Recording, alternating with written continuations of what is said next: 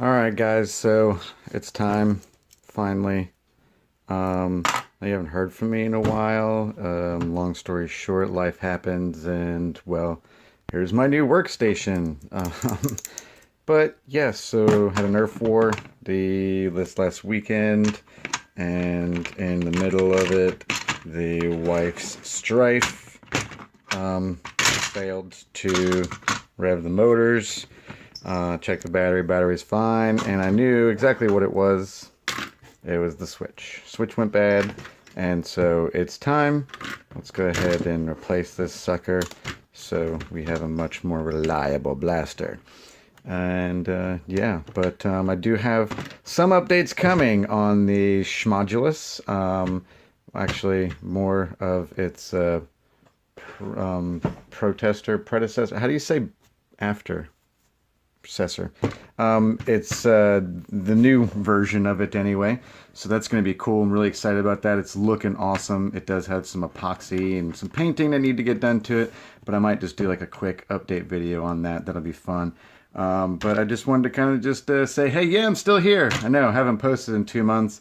Been super busy with life and stuff, and well, I've just really been slacking with my modding. Really I haven't been focusing on doing the repairs that I need and stuff like that, but those days are not gone, but they will soon come to an end, starting with swapping out all of the micro switches for all of my currently rewired blasters, which is about a dozen right now. So I got a really good deal on these 15 amp switches.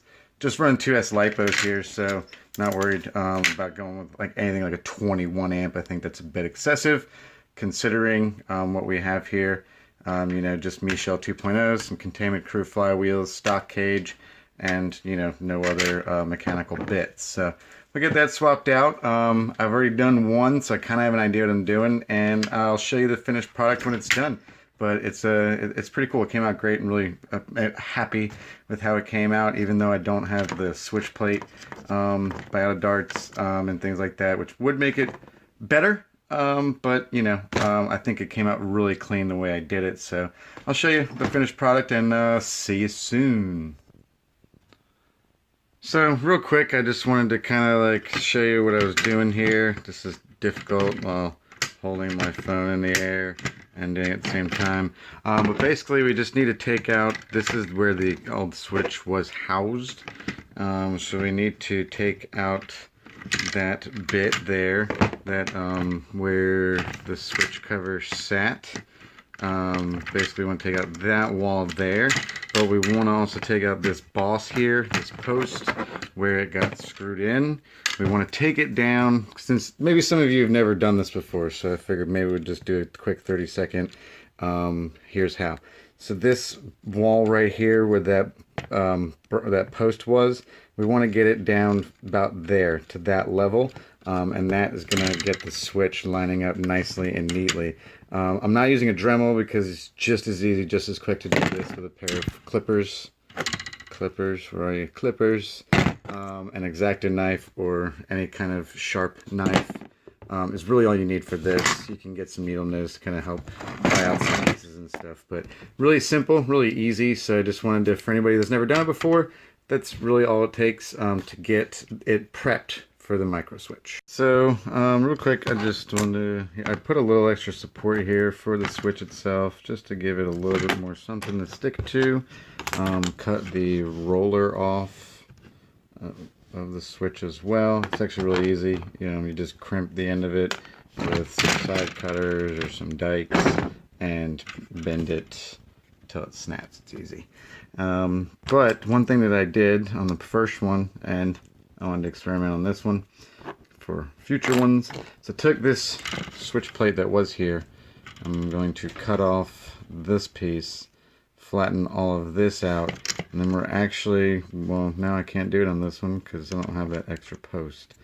But what I did was I basically set this back up on top of the actual micro switch itself. I could still probably get away with it, just to give it some extra support, and I think it actually looks cool because it kind of hides most of this switch also. Keep it stock looking, sort of, kind of.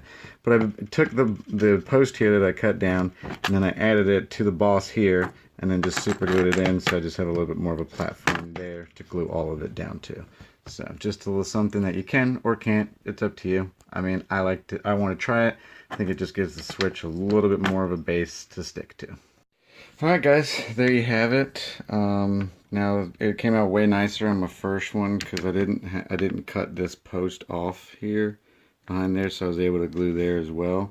It tried to break on me when I was cutting all the pieces off, but threw some glue there. This also helps to keep the rev trigger from flopping out. It's the reason that I had it there really to begin with, and that other piece to give it some extra support.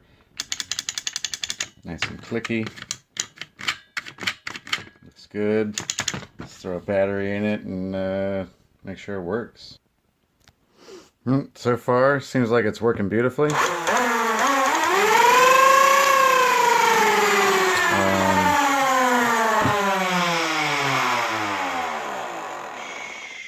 Might have to do some active motor braking on this thing because it is loud.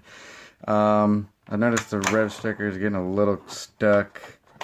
My trigger, right there, getting a little stuck. Those are just minor things. We can fix those fairly easily. But she's micro switched up and ready for war.